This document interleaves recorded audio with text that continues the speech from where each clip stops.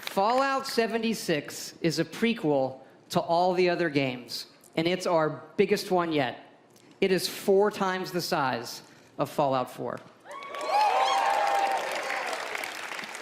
Set in the hills of West Virginia, you are one of the first to emerge into an untamed and very different wasteland. Hello guys and girls, how's it going? Screezilla here and I hope you're all well. And sorry if I sound a little bit crap, I'm a little bit sick today. And welcome to Fallout 76. If you caught my Christmas live stream, yeah, a little bit drunk there, then you know I've been playing Fallout 76 a little bit. And, well, I've been trying to do a review for it for a few days. I've actually recorded probably about 6 reviews so far. And none of them are very flattering, and I've not been happy with the outcome. I've just sort of been, I don't know, meh. It's just not been quite right. Things haven't come across quite right. My scripts weren't working out for me. Just a lot of problems, really. And I've sort of been thinking, well, how am I going to do this? And I've decided the best way to do it is unscripted. I'm just going to do a completely unscripted video. I'm just going to be doing this on the fly. So, yeah, you know from the start that this is going to be a little bit off. So, I apologise in advance for that. But I really want to do one on this game because, well, there's so much bad press going on with Fallout 76. And look, there is complete reason why there should be. This game is, I enjoy it. Look, it's an enjoyable game. This game has its benefits, and it's quite a okay game, but it's not really up to scratch.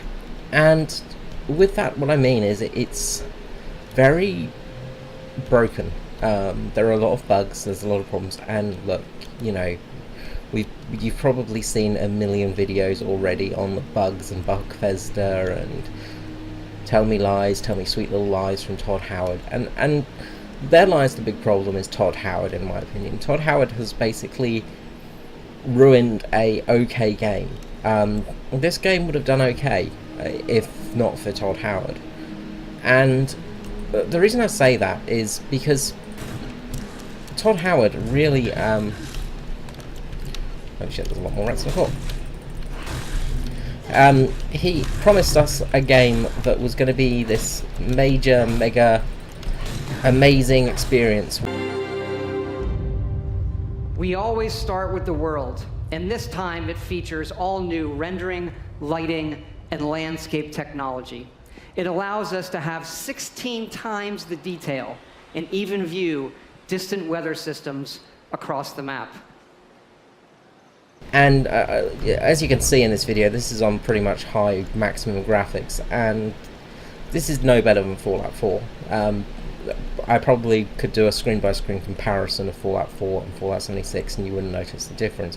In fact, I actually did consider playing Fallout 4 for a little bit and actually saying it was Fallout 76 for a while just to see if anyone would notice the differences. But I think people would because of the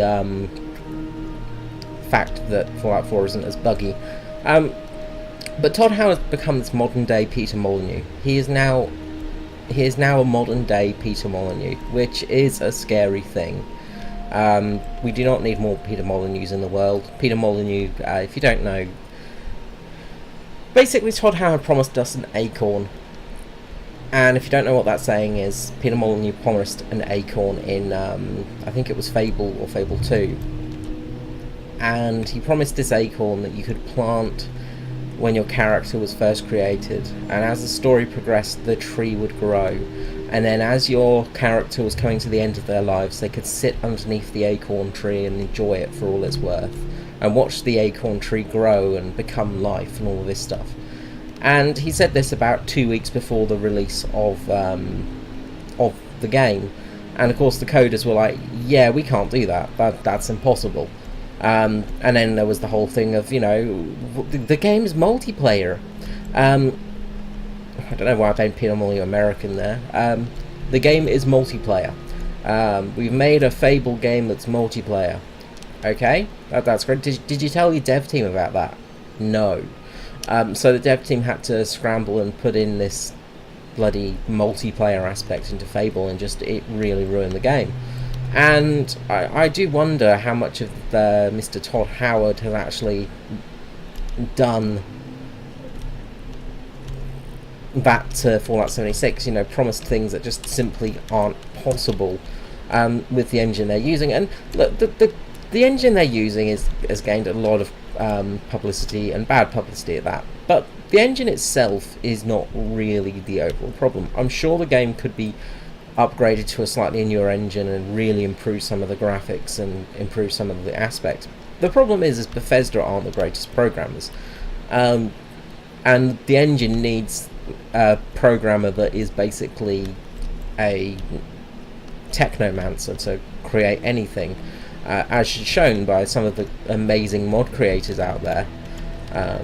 Shotgun. We'll switch to shotgun. Not shotgun lemon.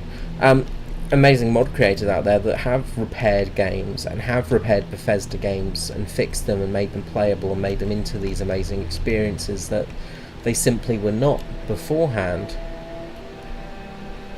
How the bloody hell do you get up there? And as I said, I wonder how much of the game was ruined because of Todd Howard.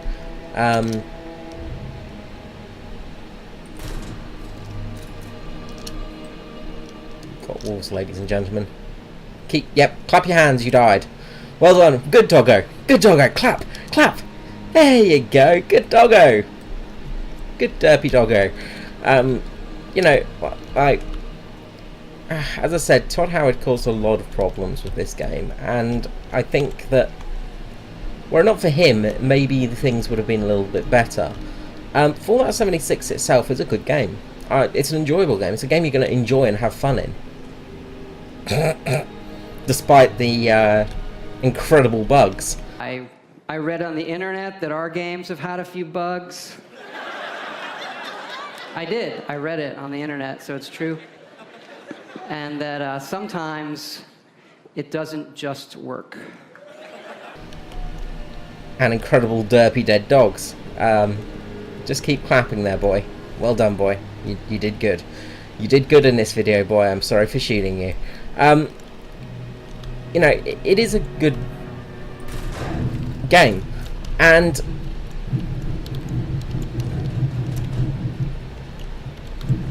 why did you have ammo on you? I never understand that with Fallout dogs and stuff and animals. Why do they have ammunition?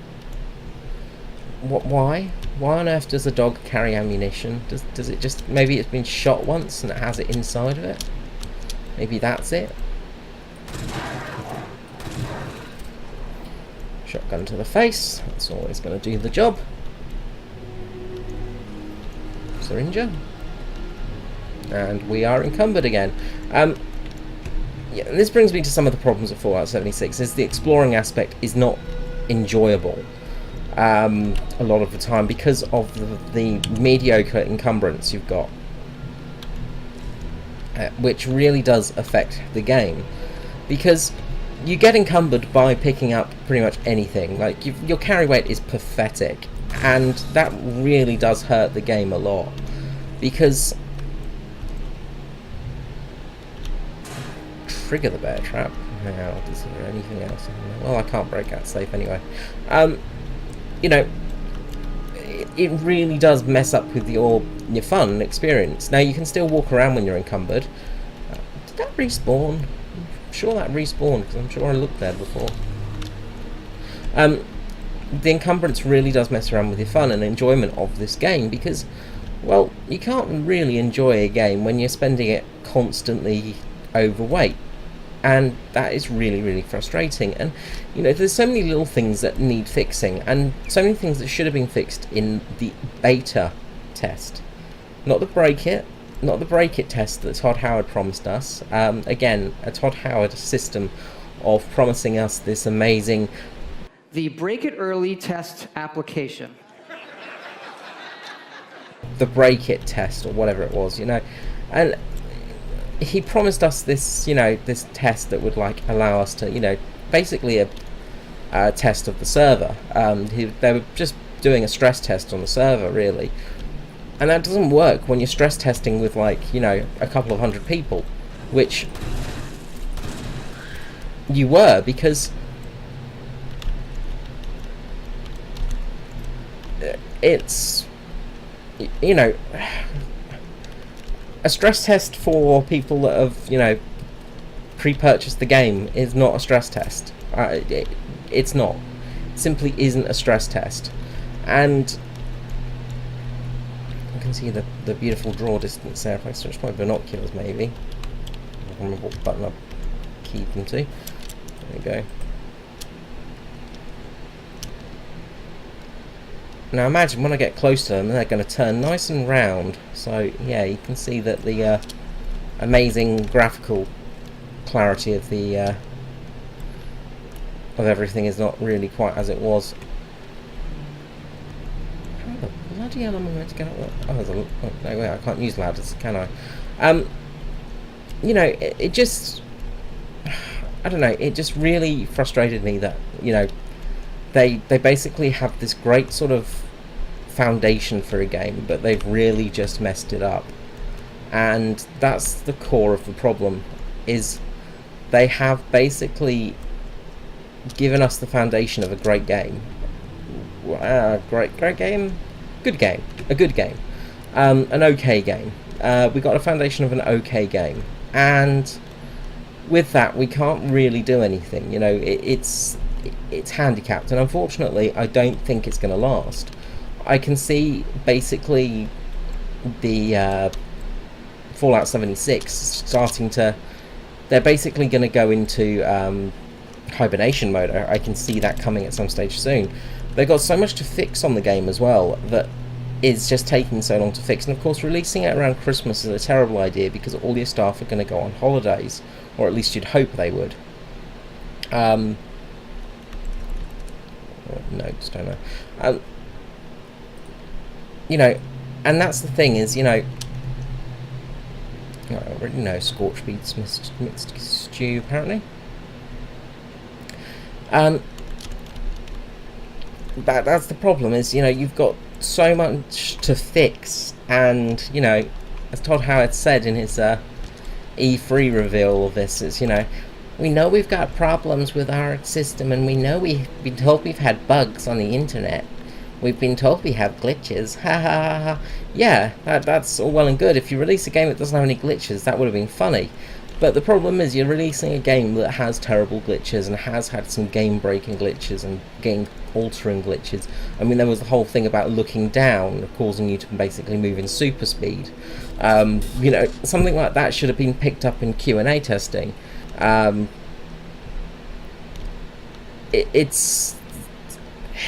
It just lacks the quality. That's the problem, is, and because of all the problems with the mods as well, Bethesda's whole mod system, yes, we love mods here at Bethesda. People have started modding this game already and get caught for modding it because it's believed to be cheating, despite the mods just being graphical fixes and stuff like that. And then they have to write an essay to Bethesda to plead to get their account back. It's stuff like that is not helping the case. It really is hurting this system. And as I said, this game is not going to be something that's going to last if there's not the player base. I mean, we can't see the player numbers, of course, but I mean, because we don't know how the servers work as well. But I'll give you one really good example of this. So, I was playing randomly and stumbled across a friend of mine. Now, yes, that could be just sheer luck, or it could be some really clever Bethesda parts of the game making, but I doubt it. What I think it is the fact that there's such low player numbers. And look, I'm playing in Australia, so I'm playing at non-peak times for Americans and all other nations. But there's such a low player number and player count that you do just stumble across people that you play with or people that you've seen before. and that says to me that the servers are quite low. Generally, when you start stumbling across people you know in a game, and especially in an MMO, it's not a great sign. Another thing I wanted to talk about as well is actually the base building system, because that was something that I was actually quite interested in. Now you can see I've made up a nice little shack, I've got a little garden here, I've got some turrets, and I've got a water purifier which I can never use because people just take the water before I log on, which is just dandy, you know. I can't actually use my water purifier because everybody else uses it. But I've built all this, right, and it's not a big place, it's not a big house, I've not got much decoration in there. I've got my bone chime for, you know, if people try and break in, a bed, some chests of drawers, a clock, my stash, and 2 bits of building equipment. Now if I switch to the menu, the building menu, you can see my budget is full. Yeah, I can't build anything else. That's it. This is all I can build. This is literally all I can build. So it's problematic because, well, you can't build a proper base. You can't build a proper building. I'd say it's about quarter maybe of the budget of Fallout 4, you know, for building items. You know, like, you could build at least 3 or 4 houses in Fallout 4 and, you know, do all this stuff. Here you can build 1 house, not decorate it, and build a couple of fences and a garden, and that's it. You know, if you have a couple of turrets which you need for defense of the place, you're screwed. And that's really not good enough. You know, the whole thing about going back to my original point is the carry weight. You know, the carry weight is so ludicrously low, and I know that's to make it so it's a little bit harder for things, and, you know, like, you know, you can't carry around millions of items, but it gets problematic in the fact that, you know,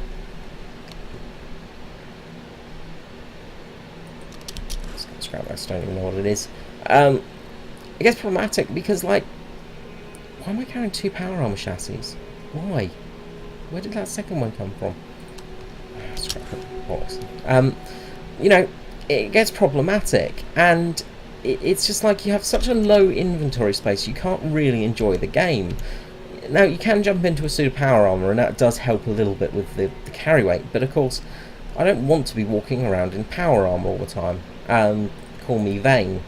But it's, you know, just with the basic stuff that you need to go out adventuring with, say, and I could probably get rid of a lot of aid items, but then, you know, they all decrease in food, you know, your food rots and stuff like that, which is frustrating. You can't build a sort of refrigerator system that I've seen. But you just have such a small amount of space, you can't really enjoy yourself, because you can go to maybe 1 or 2 places at most, generally just 1 place in all honesty, because if you try and go any further, you're screwed. You harvest the items, and then you've got to go back to your camp to drop off all the items in your stash box, because you just have such a poor limit. Another little interesting bug, I don't know if it's still there, is the stash limit is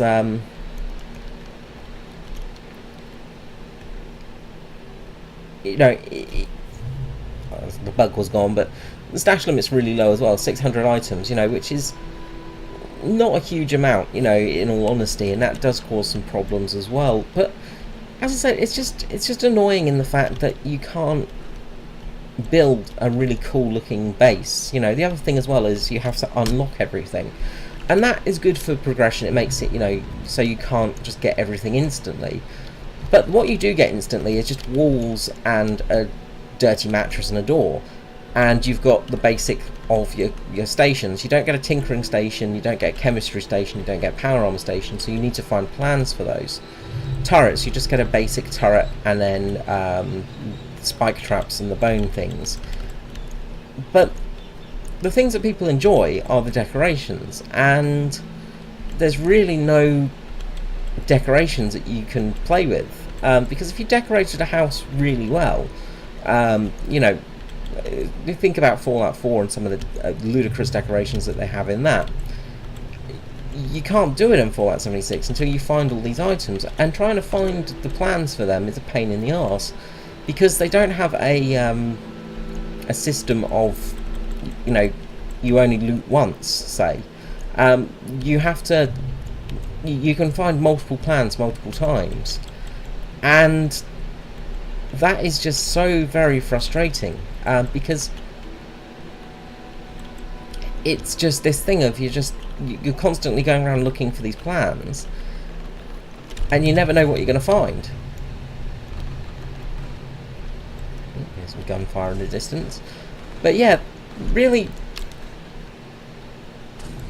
I'd say that's what Fallout 76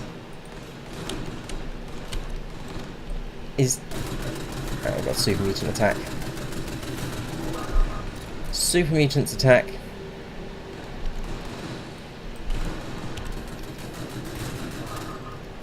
You know, Fallout 76 is just this weird sort of game of just, it's fun, but it's not fun. You know, there is some moments of enjoyment to be had out here, but it's generally like you get so tied up in the little things that you can't really enjoy it. Now, we'll loot these super mutants and watch as my carry capacity goes down. I'm sure there was another one. And this is about 3 enemies, right? So in 3 enemies, I've pretty much used up all my carry capacity. Actually, if I pick up the right hand bone and the board that the other one was carrying, I've used up all my carry capacity in 3 enemies. There we go. Over encumbered by 3 super mutants, and that's it. You know, you know, if I was gone hunting out somewhere, then my AP is already ruined. And of course, you can have rad stag stakes and stuff like that to help, but they don't really do a huge amount. It's 25% of your carry capacity, which does help a little bit, but it's not a huge amount. Always remember to scrap the weapons as well, because they don't get scrapped instantly. You know, so it's this really just frustrating game. And also things like the hunting rifle, for instance. Now, I've scrapped probably 10,000 hunting rifles, and I've got pretty much all of the upgrades you can imagine for it. And I've probably got to repair it anyway, because I think it was just a little bit damaged.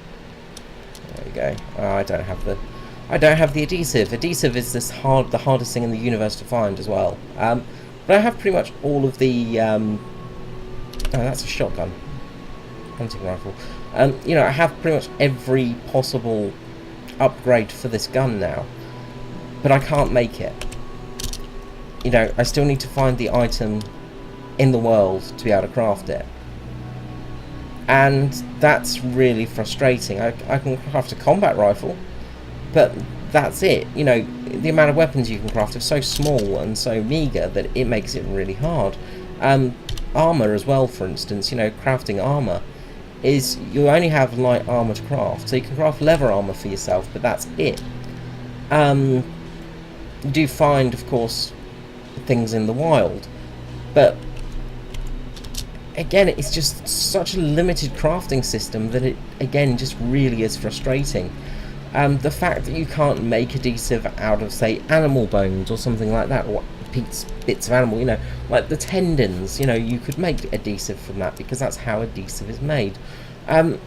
It's really annoying that you can't do this sort of stuff, and you can't fix things, and it's basically, it's a really frustrating survival game, and it's a really sort of it's survival mode in Fallout 4, but just with less penalties and more annoyances, I guess, because at least in Fallout 4 I could get my carry weight up to, you know, 200 or 300 or so without too much difficulty. Like my actual where am I? Oh, I can level up. Huzzah, I've got a level. You know, my strength is 4 at the moment. You know, I've got relatively high strength.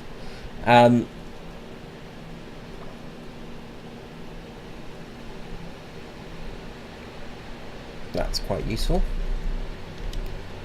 You get things to reduce the weight of items, you know, and that's useful. So for all junk is reduced by 25%, and then you can get it up to 75%, say.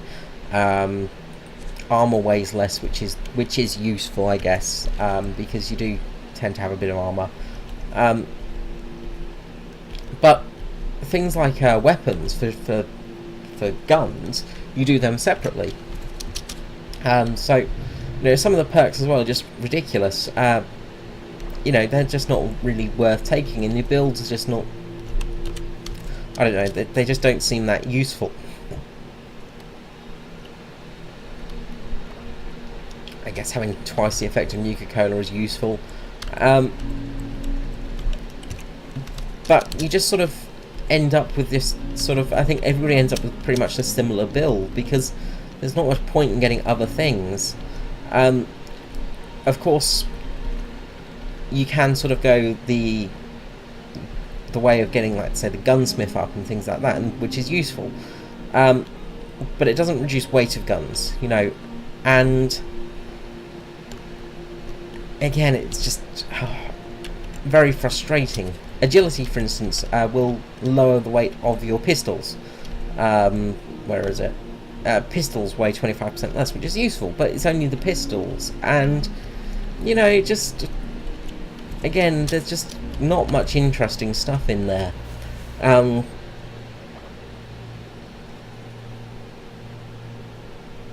guess that's actually quite a useful perk. Weapon repairing itself when you hit an enemy, that's kind of actually quite a cool little useful perk.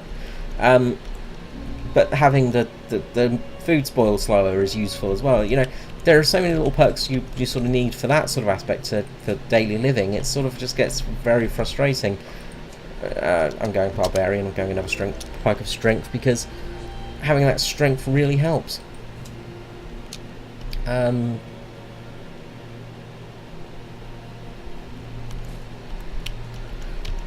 I got. But you just... It's just very...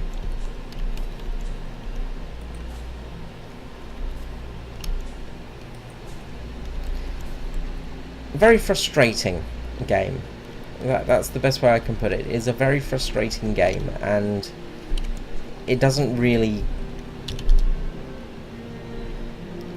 Extra 5 carry weight, hooray.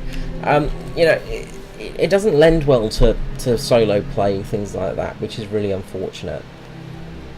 Playing with friends, of course, is fun. I've had some really fun playing with friends, and that's cool, and that's what this game is there for. It's meant to be played with friends, but again, the problem lies in the fact when you play with friends, you're killing things faster, you're grabbing things faster, so you're always encumbered. So you're always running slowly, and it gets frustrating and boring after a while.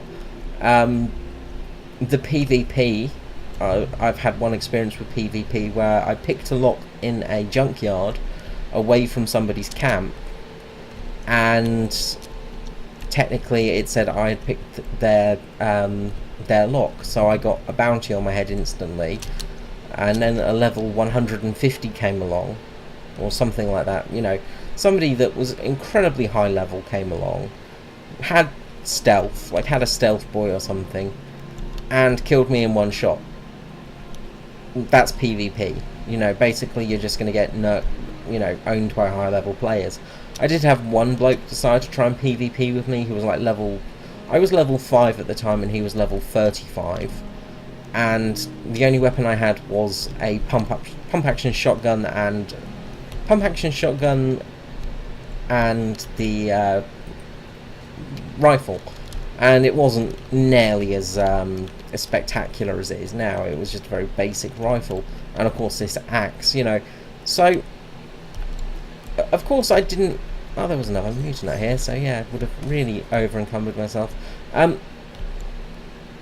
You know, so I would have just got owned instantly as well, you know. And it's just, the PvP makes no sense, because it is just this thing of, you know, if you don't want a PvP, then you don't have to. Well, that's great, but takes away the point of PvP. You know, it's meant to have that fear factor to it, and have some form of repercussion and stuff like that, which you just don't get. There's no repercussions for doing PvP other than maybe the bounty system, which means that you're open to all players. But again, the bounty system, if we look on the map, I think there was one person with a bounty maybe somewhere here. They've probably been killed. But the bounty system doesn't really work as well, because it just means that somebody can spot you and then hunt you down. The fact you can see all the players constantly, again, doesn't make any sense, because it's just this thing of, you know, well, if you want to go and annoy people. I've seen this saturator guy on about probably 10 times. Every time I play, I see the same person on. Maybe it's because we get put on the same server, I don't know, but just, yeah, you know, you just get the thing come up and then you're stuck. You're going to get absolutely owned by people, and it just, there is no real PvP to it. The last thing I'll say is the no NPCs in the game. Like having no human NPCs in the game, and the story. And that's where this game really falls down. It's hurt a lot by the fact that there's no story. And that's a real shame, because Fallout is a story-based game. This is, as I said, this is basically like Fallout Tactics. It's a different game. It's trying to be something a bit different. Well, I didn't say that. I said that in my last video, didn't I? Sorry about that. I'm getting confused because I made so many of these bloody review videos trying to get it right. But this game is not Fallout. This game is not Fallout in its traditional sense. This game is a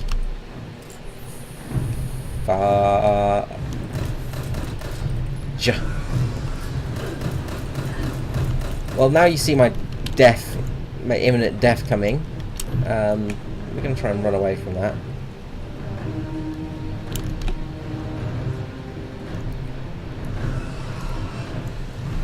We have the Skyrim asset dragon here, the Scorched beast, level 50, which I doubt we can even damage, in all honesty. Oh god, no, that's Scorched. You know, you're basically fighting these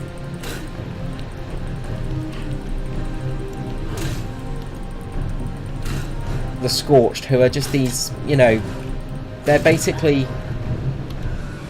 didn't have a fire axe, you had a dagger. You're facing the Scorched, who are basically these, you know, they're just zombies. You know, it's basically just a zombie game. You know, that's what this has turned into, a zombie survival horror game. It's not a Fallout sort of game in that respect. It is this zombie survival horror game, and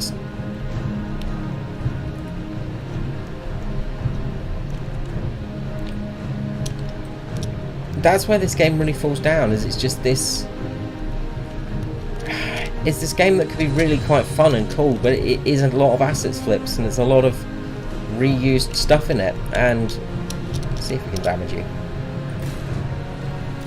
Hey, we did some damage.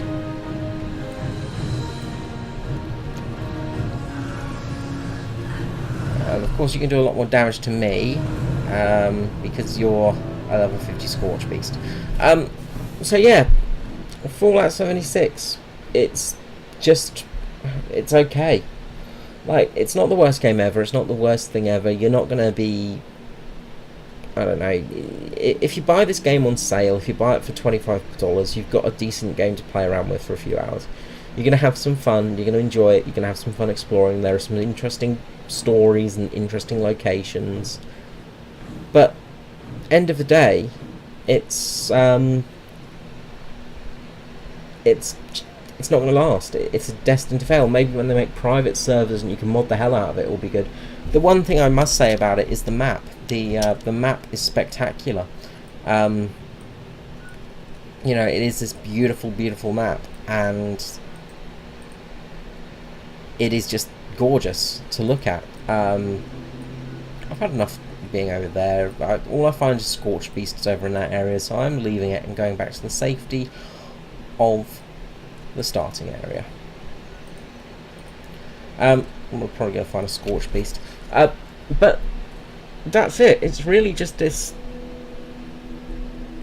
it's Fallout 4 online. That's it. That's all it is. You know, you're not getting anything more, anything. Well, you're getting less because there's less story in it. The story is worse in this than it is in Fallout 4, which is saying something because Fallout 4's story was mediocre at best. But it's not the worst game in the world. As I said, you know, if you find it on sale, buy it. You know, I wouldn't say pay any more than about $25 for it, but you know, if you're paying $25 for it, you're going to be in for something worthwhile.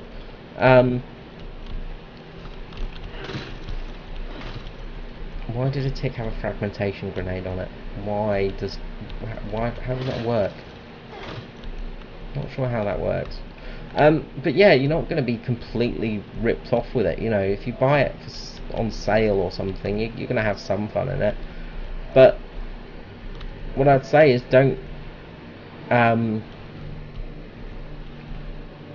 buy it as a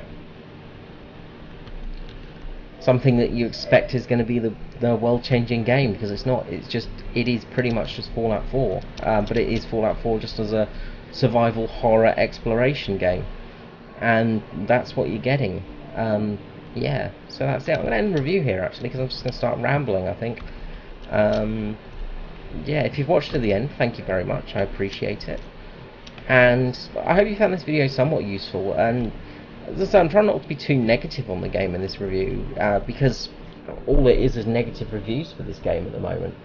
But as I said, there's no... it's too bland to be negative about. It's just... it's fun, you know, but it's not the most fun. Like, I've been having more fun in Ghost Recon Wildlands. It's interesting, but it's not that interesting, you know. It's enough to make you want to explore a bit and have some fun in that respect, but it's not this epic game that's just here to change the world. It is just simply... best way I'd put it is it's an expansion pack. It's a Fallout 4 expansion pack. You've got an amazing new map to play around with. You know, as I said, this map is gorgeous. I do wish that it was like a little bit less obvious where places were, because it kind of takes away from the exploration aspect. Oh, this is a perfect way to finish the review, I think, is just disconnected from server. Death never means the loss of progression or the loss of your character.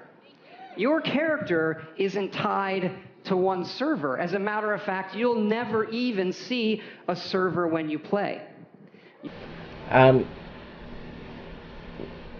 Todd Howard, you'll never notice servers. Alright guys, well, as I said, tried not to be too negative, but it's hard sometimes. As I said, it's worth picking up as a sale item, but other than that, don't pay full price for this. It's not worth it. Alright guys, thank you so much for watching, and I'll see you next time. Bye bye.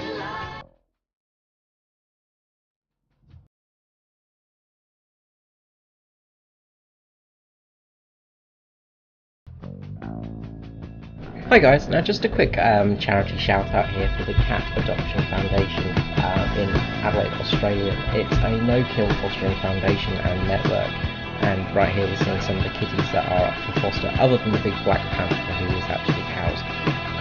Basically just calling out for any shares in the world or people that are willing to donate anything to these guys. They really do a great job and look after all our animals. Thank you so much, have a great day, and I'll see you next time. Bye bye.